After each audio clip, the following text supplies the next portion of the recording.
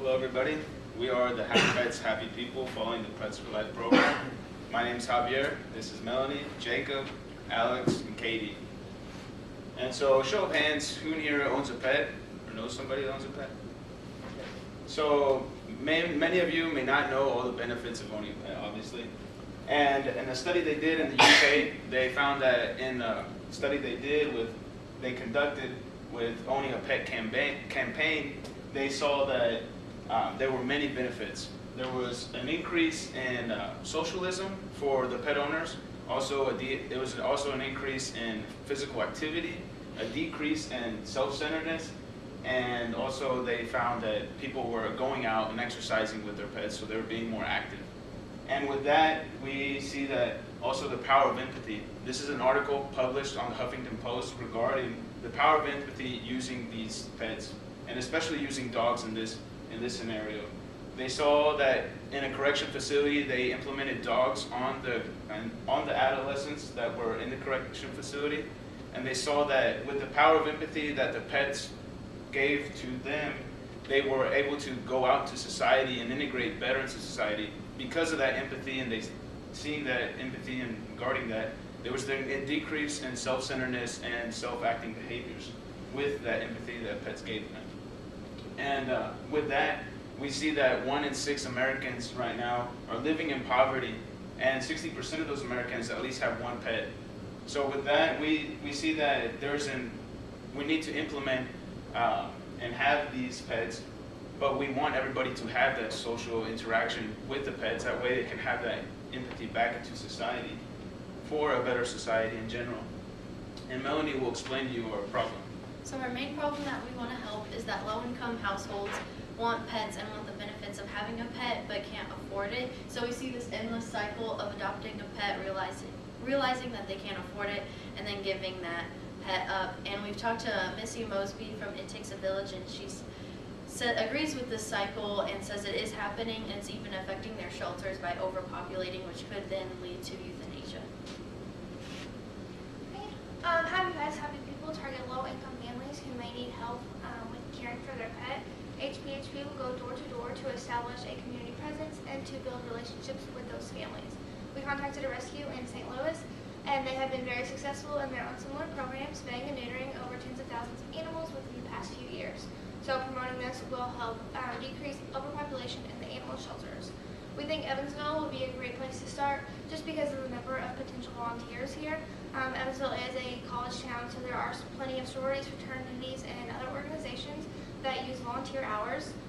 So with all these volunteers, we won't have a problem reaching our final goal, which is to make sure that all the pets in the community are being well taken care of, and the people are also benefiting from the animals, just like Javier mentioned. Our phase 1 of our operation would be spaying and neutering. Phase 2 is vaccinations and medications. 3 would be helping animals with injuries and any other surgeries that they need. And then 4 would finally be assistance with the food. And now Katie will talk about opportunity set.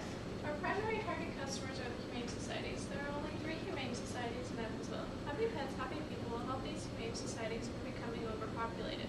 This program will benefit the humane societies, the low-income families, and the animals. It will help those people that think that they cannot afford these services.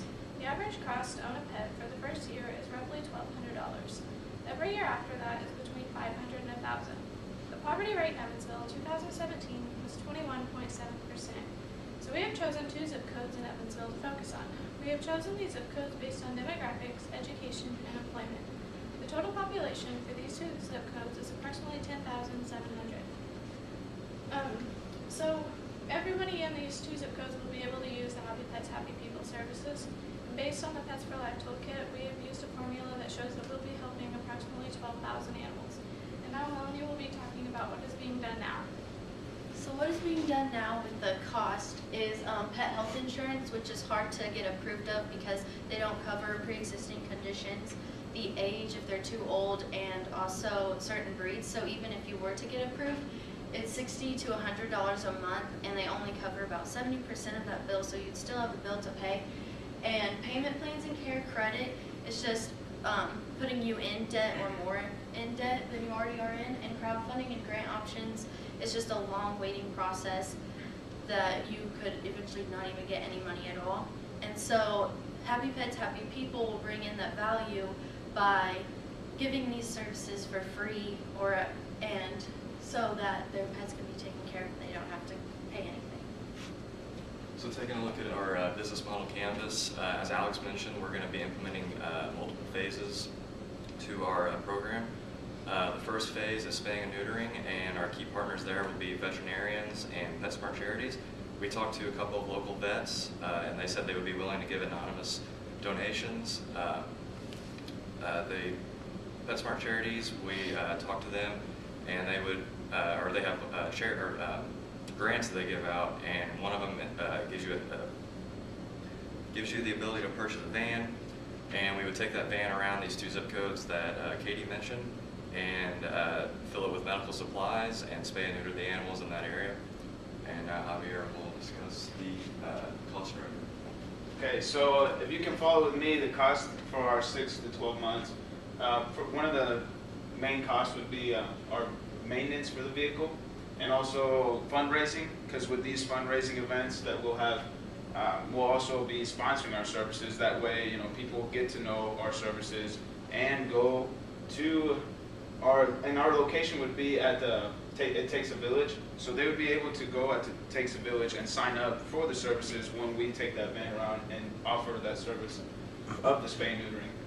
And also with that, we have the federal animal license that we need to operate with the van, and that's going to be the location cost included too with the It Takes a Village, our partner.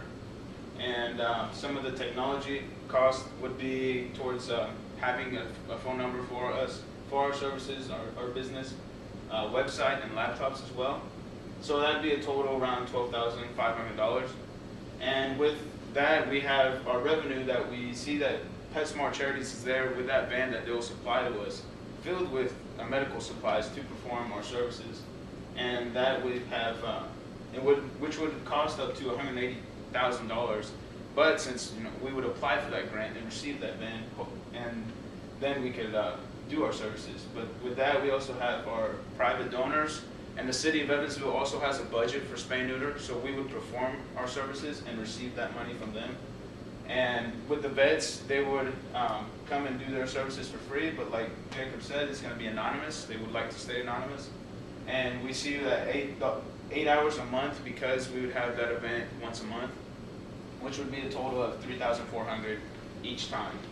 And with that, we see a total revenue of $37,000 around there. And with that, we see that we have more revenue, but since the following years we're implementing more phases according to our customers' demands, we will have that food and perform surgeries, but based on the information we get back and how we're going to do our phases. So Jacob will wrap it up. So in conclusion, in the United States, there are tens of millions of people with pets living in poverty, and 87% of those pets are not spayed and neutered. And we see that in Evansville, and specifically the 2 zip codes that we chose. And we think that our services would be a good thing to bring here to Evansville, and hopefully overall make the community a better place. Thank you for listening.